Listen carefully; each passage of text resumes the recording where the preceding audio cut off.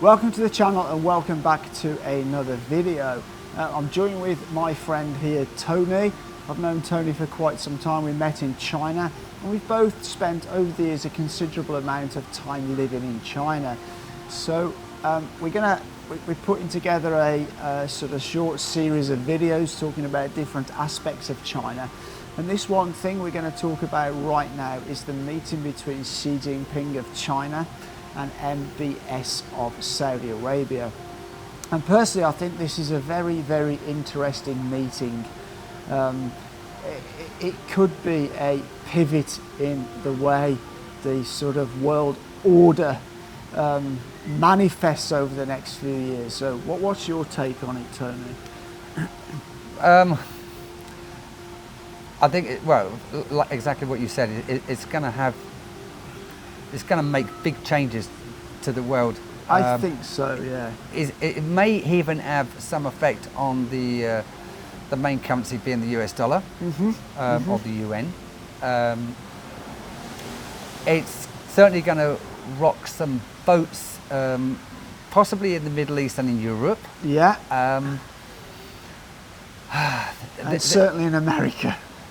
Well, yeah, it's going to rock boats in America, but I think America, at the moment, have too many internal political problems. They're trying to get involved in too much of Iraq and Russia, Ukraine and Russia.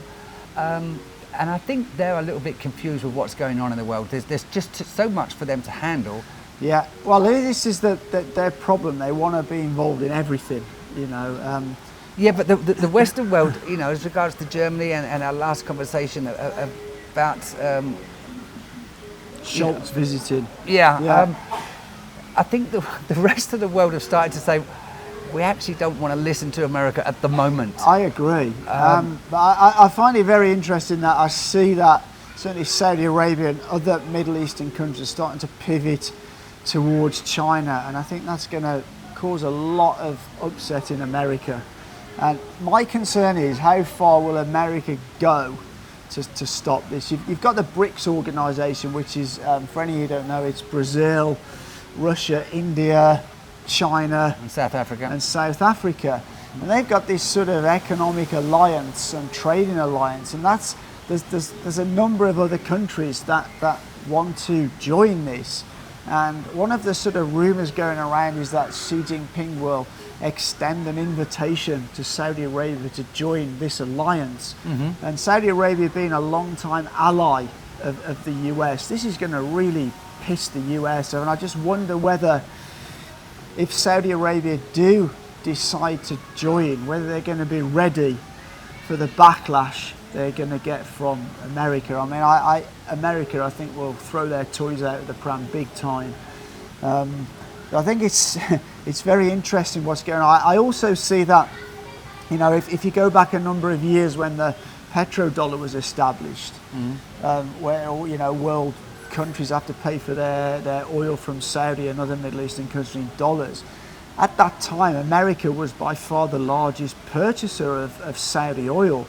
And that's not the case anymore. You know, now the largest purchaser is China. And so you've got China saying, well, why should we be paying for our oil? You know, why do we need to change renminbi into US dollars to pay for oil that we're buying from Saudi? Why can't we just buy in renminbi? And from what I understand, Saudi are moving towards that line of thinking as well. Yeah, it's difficult to answer the question, why? Yeah, yeah. What? Because why? America say so? Yeah. You know, well, I think gone are the days where America could think they can control everything in the world. And as we alluded to in the last video, even Schultz of Germany now is realising that it's not a great idea to follow American foreign policy. I think America are on a course for destruction with their foreign policy. But it concerns me about how much damage they're going to do before they finally realise that they themselves can't make up all the world rules anymore. Well, it is, yeah. There's several issues at stake. I mean, I don't believe America's in a situation now to tell the world what they can and cannot do.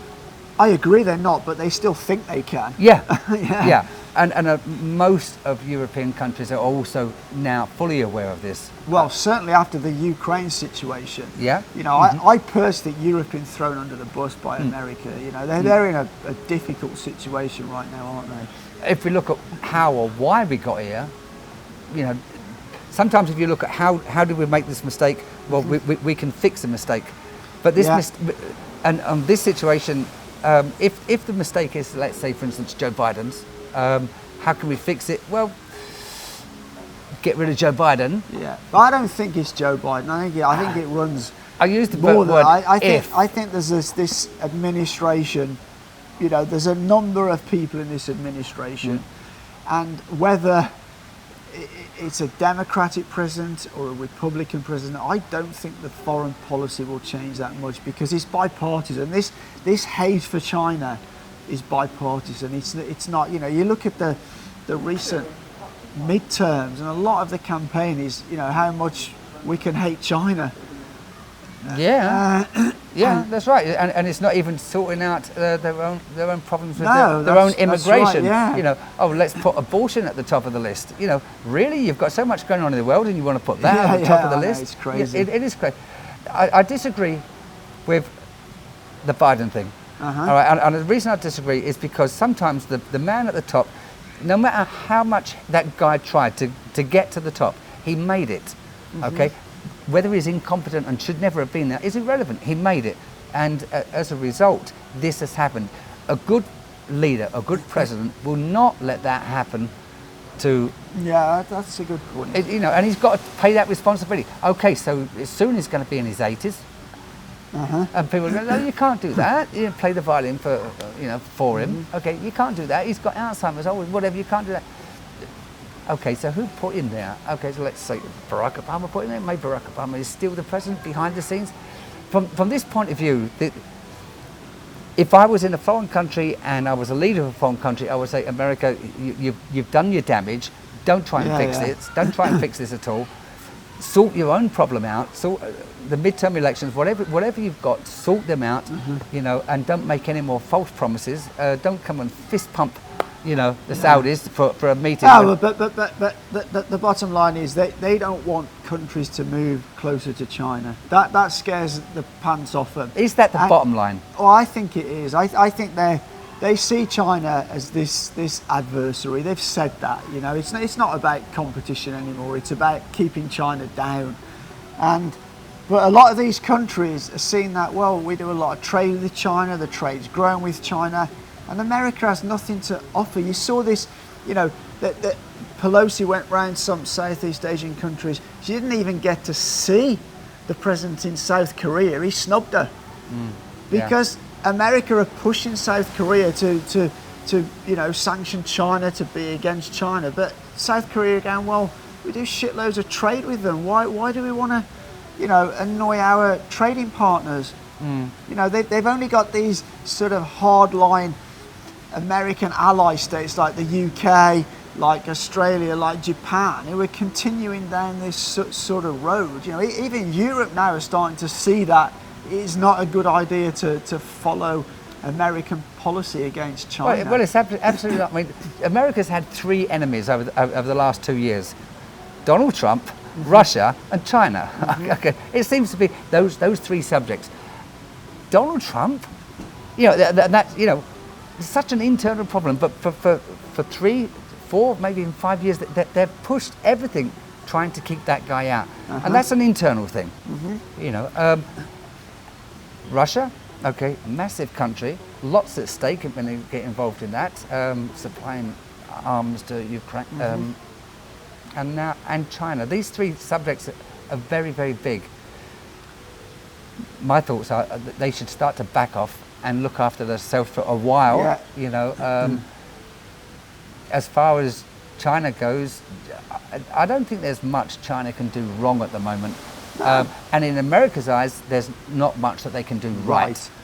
You know, I personally think what's going to happen, if there's some announcement made at this meeting, which I suspect there's going to be, you know, these are two very, very powerful people in the world. You know, you've got Xi Jinping, who's the leader of largest country in the world and arguably the largest economy in the world, and you've got the leader of the richest oil nation in the world. Now, there's some announcement going to be made, and I think whatever that announcement is, it's going to be an announcement that brings those two closer together.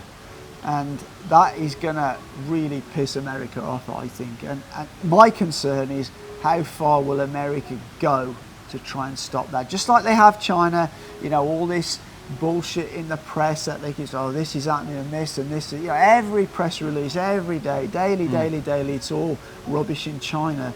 Well, I think they will start that similar campaign, because they will try to get, if it's seen that MBS is moving closer and closer to China, America will try to oust him from power and put somebody else in power that is more friendly to the US. They've done it time and time again. And I wonder whether MBS and Saudi Arabia are actually ready for that. Because I think America are going to throw a whole lot of shit at them. Yeah. Oh, without a doubt. On the China subject, because I know a lot of viewers don't favour China. There's a lot of aggression, you know, and that aggression, most of those viewers have never been to China. And they don't understand China. There's a lot of culture to understand. I think they would take offence. How can you say I don't understand? I read so much. So I don't want to, you know, say they don't understand. Maybe they understand different sides of China than you and I understand, because we've actually been there. But I can guarantee, if you took 10 people and they lived in, let's say, China for the last 10 years, they would be impressed and happy with the last 10 years. Absolutely. Of their incomes, of their lifestyles, of the cost of living, the bills. The standard of living in China has improved significantly over the last 10 and 20 years. And if you put the same 10 people in America, let's say California, okay, or New York, whatever, let's say, but their lifestyles have gone down, you know, their incomes have gone down, the bills have gone up, and the safety and security of their own families, whatever, was also gone down. In the UK, exactly the same. Maybe not quite so frightening about getting murdered on the streets, this, that, or the other, or gun crimes, but the lifestyles would have gone down and your wages would have gone much less further. So living in China for the last 10 years has been a great insight to how things can be. So when you attack China for, what about this? Just think of the average 1 billion people living there. They're very happy. And it's also a vast majority of the people in China support their government. Yes. This business that the West wants to change it's just ridiculous, really. You know, this is seeing China through a Western lens, not through a lens of the Chinese people. Anyway, the video's going on a little bit. It's going to be very interesting to see how this meeting turns out between Xi and MBS. We will keep you updated on the channel. If you did like the video, please give it a thumbs up, get it out there. I'd love to hear your thoughts and views about all this down in the comments. What do you think the Saudi-Xi meeting is going to bring? How do you think BRICS is going to be extended to many more countries? A lot of countries that want to join. But as always, do you want to say anything before we finish? No, relax, take it easy, don't get too hyped up, and lots is coming from what is happening in the world. We're living in some very interesting times. Yeah, it is. It's a worrying time as well. It is, yeah. But anyway, as always, for now, take care. Take care. Bye bye.